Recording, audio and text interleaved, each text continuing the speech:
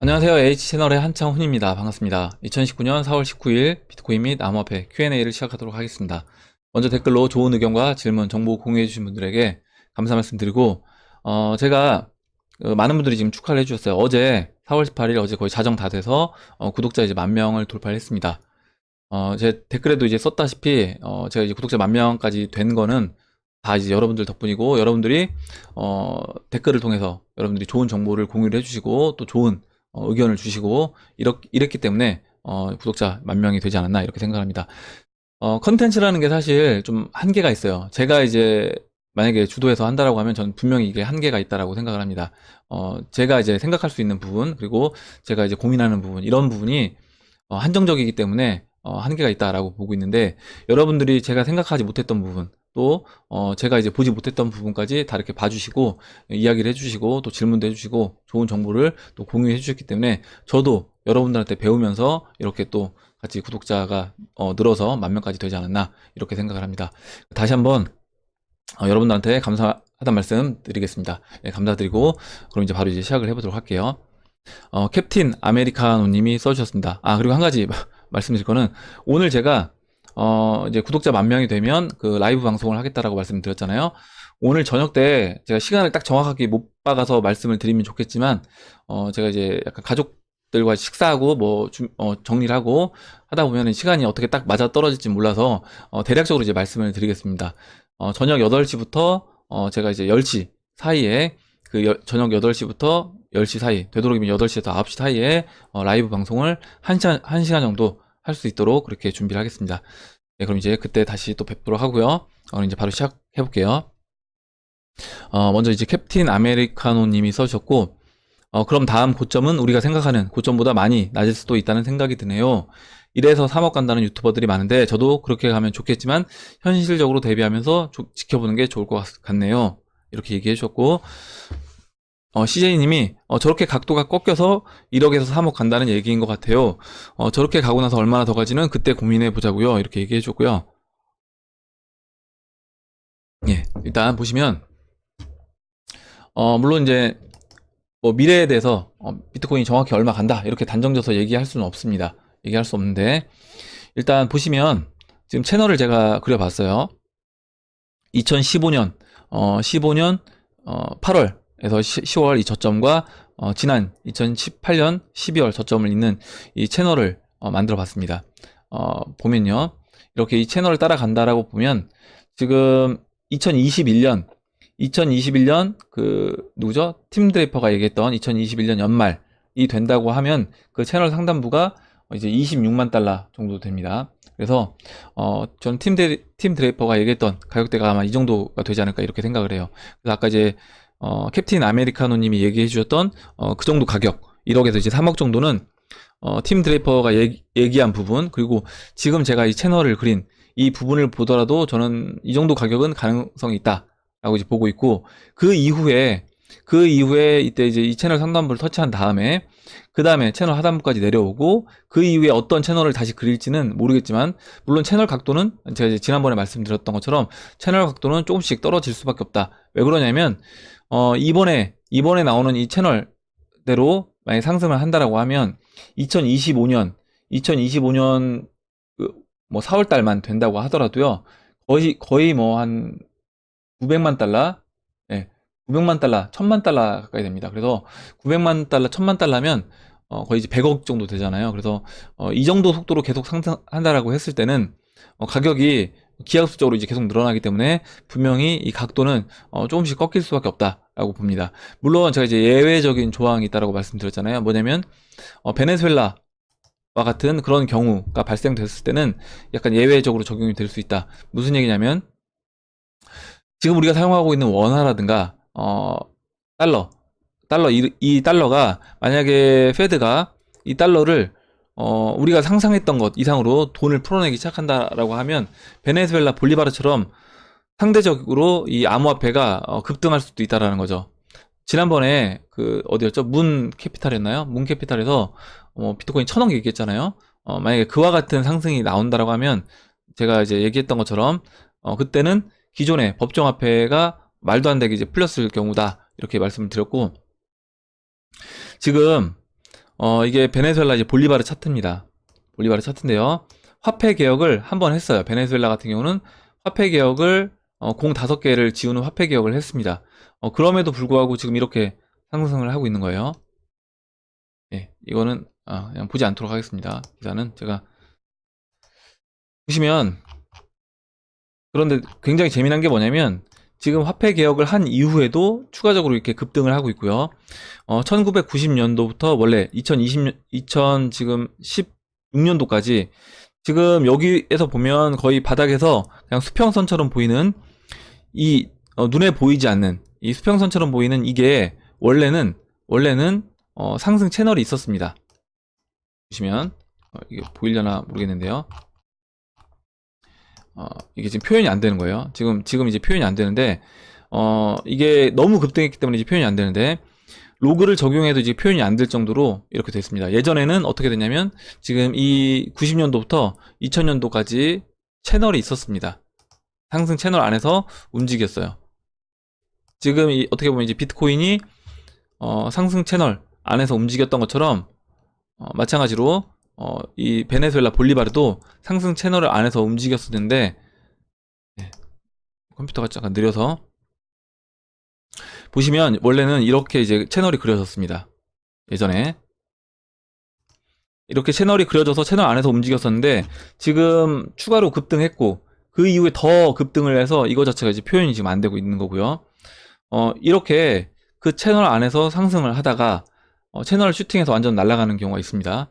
이렇게 될 경우에는 지금 달러가, 제가 이제 계속 말씀드렸던 것처럼 달러가 급등한 게 아니라, 달러가 이렇게 가치가 올라가는 게 아니라 볼리바르가 0원으로 급격히 수렴하면서 마치 달러가 급등한 것처럼 보이는 거다. 그러면 비트코인도 마찬가지로 그렇게 될 수 있다는 거죠. 지금은 이 채널 안에서 움직이는 것처럼 보입니다. 근데 만약에 혹시라도 페드가 진짜 그 MMT 이론을 꺼내면서 돈을 무한히 공급한다 라고 하게 되면, 그때는 마찬가지로 이 채널을 벗어나면서 아까 이제 보셨던 볼리바르 그런 식으로 오히려 채널 각도를 줄이는 게 아니라, 지금 이렇게 보시면 채널 각도가 줄어들고 있잖아요. 이렇게 고점이 완만하게 낮아지면서 이런 식으로 채널 각도가 줄어드는 게 아니라 오히려 이 채널을 따라서 가다가 채널 따라서 상승을 이렇게 해주고 올라가다가 나중에는 채널을 돌파해버리면서 올라가게 되는 이런 형태로도 진행이 될 수 있다. 그래서 제가 항상 일정 부분의 암호화폐는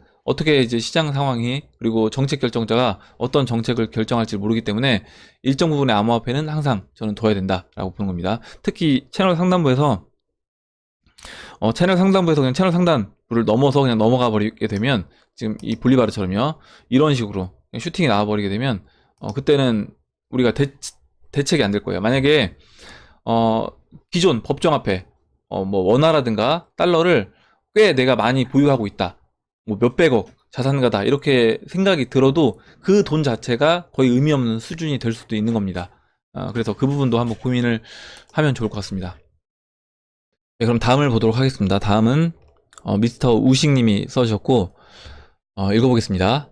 제가 궁금한 것은 다가오는 금융, 화폐 시스템의 위기와 변화, 그리고 암호화폐의 역할에 있어 현재 암호화폐가 가치를 정부나 대중에 증명하지 못하면 도태되면서 양자 컴퓨터 또는 금이나 은 기반의 암호화폐로 통합되어 사라질 수 있지 않을까 하는 것입니다. 제가 가장 궁금한 것은 금 또는 은본이 암호화폐가 출현할 수 있을 것 같은데 어떻게 생각하시는지요? 그러면 대중들은 이를 화폐 또는 돈으로 더 인정하지 않을까 하는 것입니다. 얘기해 주셨고, 일단 김동준님이 써주셨어요. 이 부분을 먼저 볼게요. 개인적으로 불가능한 시나리오는 아니라고 생각하지만 현재 시점에서 너무 앞서 나간다고 보네요. 예를 들어 많은 신약들이 현재의 기술에 맞춰서 개발되고 있지만 가까운 미래에는 더 좋은 약 또는 다른 메커니즘의 치료가 가능하지 않을까요? 그럼 해당 행위는 의미가 없는 것일까요? 아니면 현재 가능한 과학 단계에 맞춰서 발전하는 것일까요?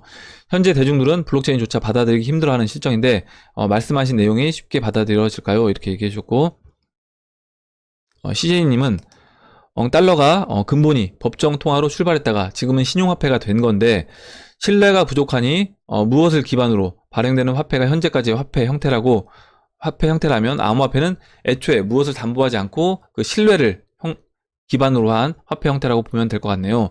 밑도 끝도 없는 것에 무슨 신뢰가 있느냐라고 말할 수도 있겠지만 지난 비트코인 10년의 역사가 증명을 했잖아요.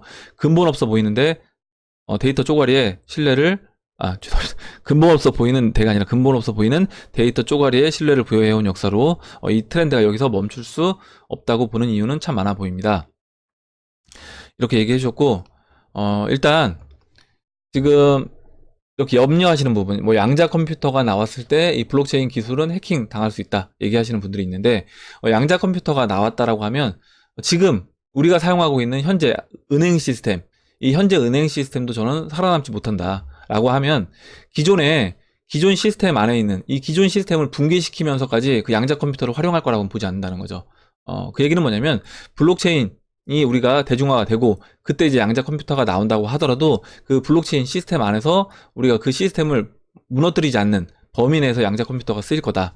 그리고 마찬가지로 블록체인 그 시스템도 양자 컴퓨터로 마찬가지로 보안성을 어느 정도 마련해 놓고 저는 이게 준비가 된 후에 이게 될 거다. 기술이 들어올 거다. 이렇게 봅니다.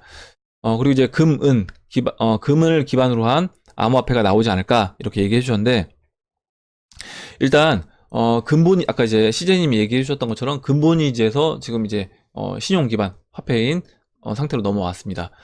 이 이유는 페드가 그만큼의 자신들이 돈을 찍어낸 것만큼의 금을 갖고 있지 않기 때문에 이렇게 된 거예요. 그리고 실제 지금 걔네들이 갖고 있다라고 하는 그 금융 세력이 갖고 있다라고 하는 그 금조차도 믿지를 못합니다. 사람들이. 그러면 나중에 누군가가 당연히 이제 금이라든가 은을 기반으로 한 그런 암호화폐들은 나올 수 있어요. 왜냐하면 모든 자산이 코인화 될 것이기 때문에 암호화폐가 될 것이기 때문에 저는 금이라든가 은을 기반으로 한 암호화폐도 나올 거다라고 봅니다. 근데 이게 이 시장을 주도해 가진 않을 거다라는 거죠.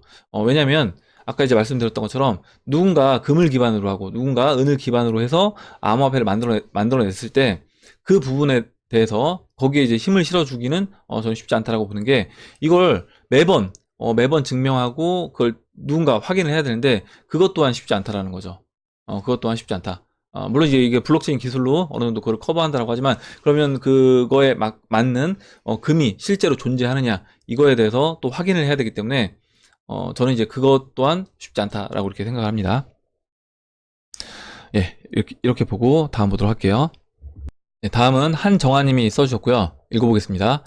제가 5월에 미국으로 이민을 가요. 그런데 국민연금을 찾을 수 있더라고요. 일시급 반환사유일로 5년 안에 찾을 수 있고 그 이후에는 안 된다고 하는데 그냥 두고 가서 다음에 한국 들어올 때 찾을까 했었는데요. 시간이 지나면 돈은 그대로 있지만 코인은 성장하여 지금은 가격으로 사지 못할 것 같은데요. 그걸 찾아서 코인에 투자하면 어떨까요? 얘기해 주셨고 CJ님이 저라면 고 이렇게 얘기해 줬고 김동준님은 또 답은 사실 간단하죠. 코인이 오를 거라고 생각하시면 말씀하신 대로 행동하시는 게 좋겠죠. 다만 안 될 수도 있다는 리스크에 대해서도 생각해 보셔서 적당한 수준에서 찾으시는 게 좋아 보입니다. 얘기해 주셨고 저도 뭐냐면 이미 이 질문하신 내용에 답이 있다라고 생각을 합니다. 이미 질문하신 내용에 답이 있다. 그래서 그렇게 생각하셨다라고 하면 그대로 이제 행동하시면 되는 건데 만약에 이 연금 금액이 진짜 내 노후 자금으로 내가 준비하는 금액이다라고 하시면 여유 자금이다라고 하시면 그러니까 여유 자금이면 하셔도 되겠지만 만약에 이게 나는 이 돈을 노후 자금으로 쓸 돈이다라고 하시면 그 부분 한번 고민을 해보시면 될 것 같습니다. 네, 다음 보도록 할게요. 네, 다음으로는 짱정 크리처님이 에이다 차트를 한번 봐달라고 얘기해 주셨는데 제가 에이다 차트는 다음에 차트 설명드릴 때 봐드리도록 하겠습니다. 그리고 다음으로 김헌수님이 스텔라 루멘에 대해서 물어보셨는데 스텔라 루멘의 어떤 부분을 보고 비전이 있다고 생각하시는 건가요? 물어보셨고 이제 뭐 많은 분들이 아시다시피 그 스텔라 루멘은 리플에 있던 그 제드 맥갤럽이 나와서 이제 스텔라 루멘을 만들었습니다. 그리고 스텔라 루멘은 지금 현재 이제 IBM하고 연계가 돼서 사업을 진행하고 있어요. 그러면 물론 이제 음모론적 시각을 싫어하시는 분들도 있지만 저는 분명히 뒤에 금융 세력이 존재한다 이렇게 보고 있고 금융 세력이 봤을 때 처음 이제 리플을 가지고 은행 간의 어떤 송금 역할을 할 수 있는 코인으로 이제 만들었습니다. 근데 이걸 만들고 보니까 이걸로는 전체 시장 돈을 다 통제하기는 쉽지 않다. 그리고 부족하다라는 생각이 이제 들었을 거고, 그래서 스텔라 루멘이 필요하다라고 해서 스텔라 루멘을 만들었다라고 생각을 합니다. 그럼 당연히 개인 간에 어떤 돈을 주고받을 때 사용할 목적으로 스텔라 루멘이 만들어졌다라고 하면 그만큼 이 스텔라 루멘도 시장에서 한 역할을 하게 될 것이다 라고 보고 있어요. 그래서 스텔라 루멘 투자하고 있고, 실제로 시총이 저는 그걸 다 증명하고 있다. 시총 자체가 지금 현재 9위인데 시총에서 어느 정도 이거는 네트워크가 만들어졌고, 스텔라 루멘을 실제로 이 시장에서 키우려고 저는 보고 있다라고 생각을 합니다. 네, 그럼 이상으로 2019년도 4월 19일 비트코인 및 암호화폐 Q&A를 마치도록 할게요. 오늘 좀 짧게 끝내는데 이제 시간이 좀 부족한 관계로 좀 짧게 정리를 하겠습니다. 예, 오늘 영상이 도움이 되셨다면 좋아요, 구독 버튼, 그리고 알림종 버튼을 눌러주시고요. 댓글 남겨주신 분들한테 다시 한번 감사 말씀 드리겠습니다.